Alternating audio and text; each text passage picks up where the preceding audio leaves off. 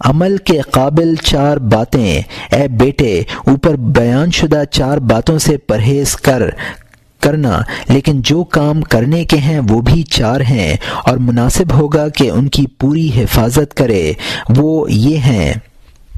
اللہ تعالی سے تعلق کا طریقہ۔ پہلی بات یہ ہے کہ ہر وہ معاملہ جو تیرے اور اللہ تعالیٰ کے درمیان ہو اس طرح نبھا کہ اگر تیرا خریدا ہوا غلام تیرے لیے وہی کرے تو غم کرنے کے بجائے اسے پسند کرے اور داد دے اور اس پر کسی طرح غصہ نہ کرے گا۔ اسی طرح تو اپنے غلام یا نوکر کی جو بات اپنے لیے پسند کرے تو بھی اپنے پروردگار کی بندگی میں کوئی کوتاہی کرے گا تو تیرا خالق اسے پسند نہ کرے گا۔ یہاں جو حقیقت بیان کرنی ہے وہ یہ ہے کہ تیرا غلام تیرا بندہ نہیں ہے بلکہ خریدا ہوا ہے، لیکن تو اپنے اس حقیقی خالق اور مالک کا بندہ ہے جس نے تجھے پیدا کیا ہے۔ اللہ کے بندوں سے تعلق کا طریقہ۔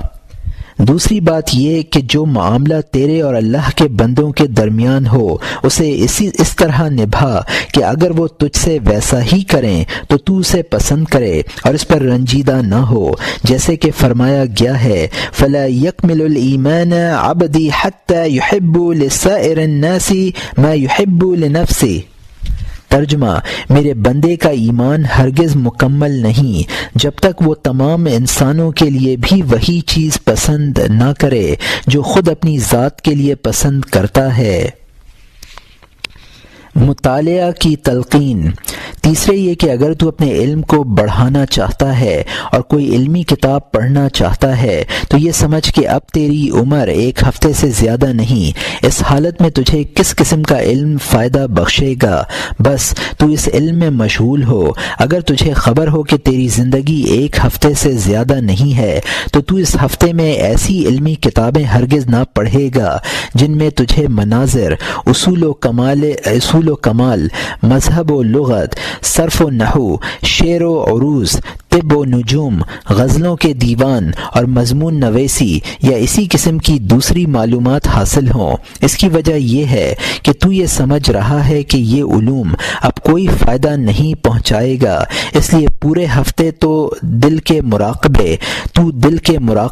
اور اپنے نفس کی صفات پہچاننے میں مشغول ہوگا۔ دنیا سے منہ موڑ کر اپنے دل کو بری عادتوں سے پاک کر کے اللہ کی محبت اور اخلاق حمیدہ سے سنوار کر اس کی عبادت اور بندگی میں مشغول ہوگا۔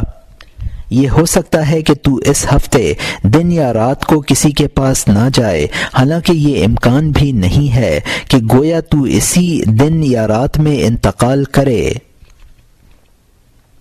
اے بیٹے ایک بات سن اور یاد رکھ اور اسے حقیقت سمجھ، اس پر غور کر اور اس پر عمل کر تو یقیناً تیری نجات ہوگی۔ اگر تجھے یہ خبر دی جائے اور کہا جائے کہ اگلے ہفتے بادشاہ تیرے گھر پر آئے گا تو پھر یقیناً تو یہ پورا ہفتہ سوائے اس کے کوئی کام کاج نہیں کرے گا کہ کہیں ایسا نہ ہو کہ بادشاہ کی نگاہ فلاں جگہ یا چیز پر جائے تو کیوں نہ میں اسے پاک و صاف کر لوں۔ اس طرح تو اپنے گھر کی ہر چیز کو صاف کرے گا، سجائے گا، اس میں تیرا جسم، تیرا لباس، تیرے گھر کی در و دیوار اور فرش وغیرہ آ جاتے ہیں، یہ سب پاک کرے گا۔ اب تو خود سوچ اور سمجھ، میں بھلا اشارے سے کیا سمجھاؤں گا؟ تو خود عقل مند ہے، اس لیے اشارہ کافی ہے۔ اسی لیے حضرت صلی اللہ علیہ وسلم نے فرمایا ان اللہ لا ينظر الى صوركم ولا الى اعمالكم ولكن ينظر الى قلوبكم ونياتكم۔ ترجمہ: بے شک اللہ تعالیٰ تمہاری صورتوں کو نہیں دیکھتا اور تمہارے اعمال کو دیکھتا ہے، بلکہ وہ تمہارے دلوں اور نیتوں کو دیکھتا ہے۔ جب احکم الحاکمین کی نگاہ تیرے دل پر ہے تو پھر تو اپنے دل کو صاف کیوں نہیں کرتا؟ اگر تیری تمنا ہے کہ قلب کے احوال کا علم خاص حاصل کرے تو پھر کتاب احیاء علوم الدین اور ہماری دوسری کتابوں کو دیکھ، کیونکہ تمام مسلمانوں پر یہ علم حاصل کرنا فرض عین ہے اور دوسرا علم فرض کفایہ ہے، مگر یہ علم اس قدر ہونا چاہیے کہ اللہ تبارک تبارک و تعالی کے احکام کی بجا آوری پوری کر سکے۔ اگر اللہ تعالیٰ تجھے توفیق عطا فرمائے تو یہ علم ضرور حاصل کرنا۔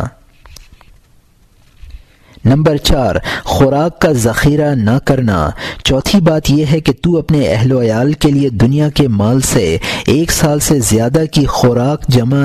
کر کے نہ رکھ، کیونکہ رسول کریم صلی اللہ علیہ وسلم بعض ازواج مطہرات کے لیے 1 سال کی خوراک جمع کی اور فرمایا اللہم اجعل قوت آل محمد کفافا۔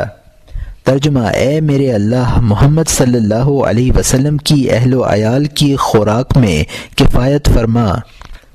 لیکن حضرت صلی اللہ علیہ وسلم نے تمام ازواج مطہرات کے لیے خوراک جمع کر کے نہ رکھی تھی، بلکہ 1 سال کے لیے صرف خوراک ان ازواج مطہرات کے لیے جمع فرمائی تھی جن کا توکل ضعیف تھا اور جن امہات المومنین کا یقین پختہ تھا اور توکل مضبوط تھا۔ ان کے لیے حضرت صلی اللہ علیہ وسلم نے 1 دن کے لیے بھی خوراک جمع نہ فرمائی، جیسا کہ ام المومنین حضرت عائشہ صدیقہ رضی اللہ عنہا اور ان جیسی دوسری امہات المومنین۔ اے بیٹے، اس رسالے میں نے تیرے تمام سوالوں کے جواب دیے ہیں۔ اب تجھے چاہیے کہ ہمت کر کے سب پر عمل کر اور مجھے دعا میں نہ بھلا۔ تو نے یہ بھی چاہا کہ تجھے کوئی دعا لکھ بھیجوں، تو دعائیں تو حدیثوں کی کتب صحائح ستہ میں تلاش کر۔ اسی طرح اہل بیت علیہم السلام کے طریقوں میں بھی بہت سی دعائیں آئی ہیں، وہاں تلاش کر۔ درج ذیل نماز کے بعد خاص طور پر پڑھ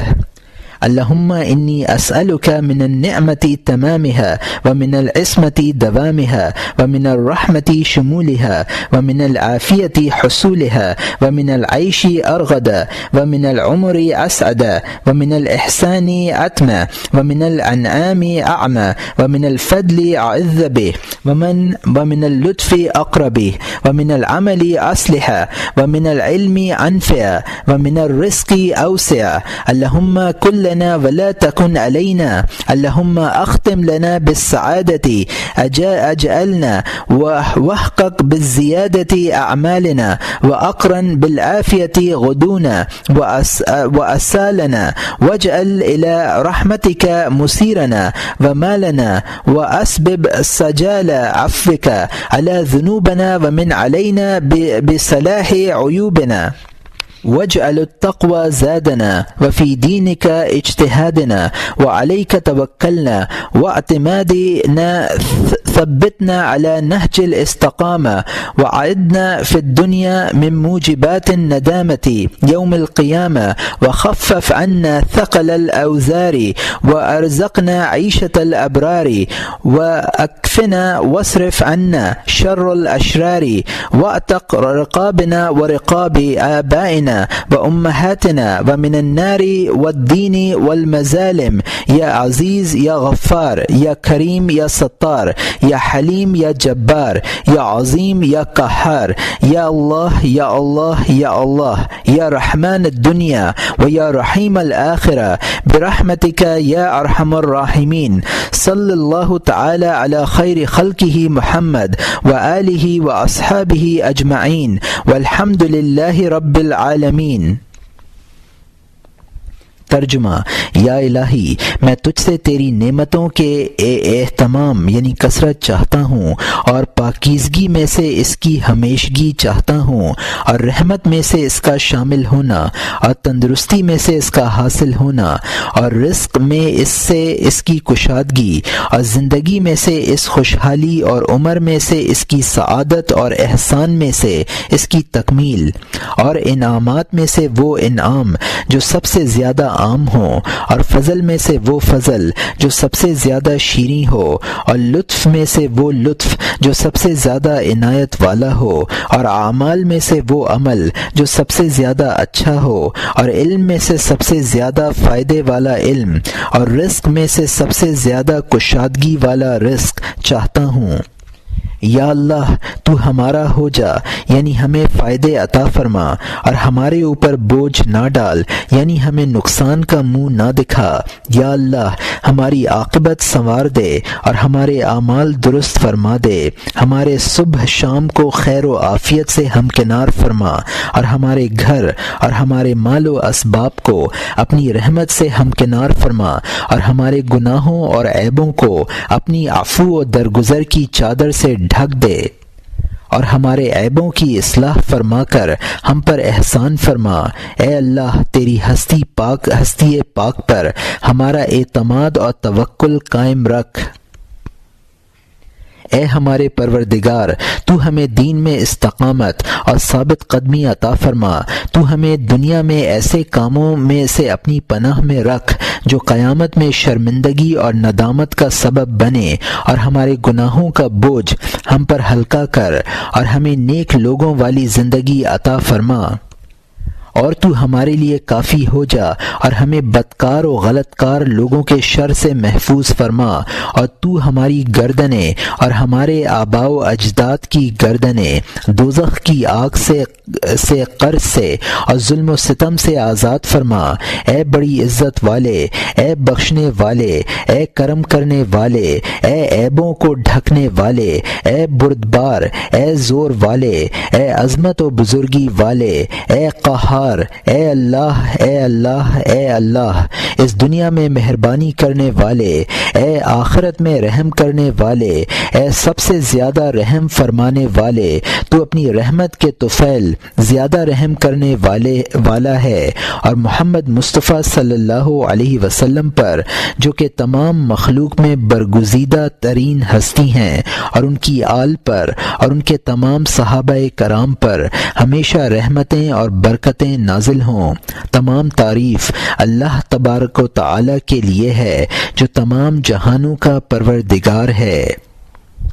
تمت الکتابی بعون الملک الوہاب۔